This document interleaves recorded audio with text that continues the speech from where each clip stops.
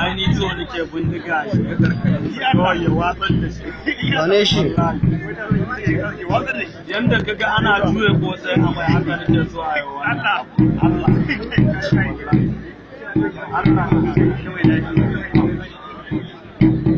ban san mutum mai firawudin a rayuwa ya bai da firawudin kuma inda ka san abba ba a sa shi masu firawudin yaran da ke zama nan ba wani mai firawudin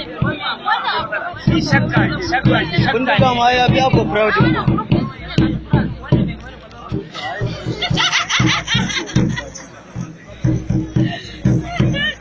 kana son mai fura wani yaron da ya tafi gida mai fura wani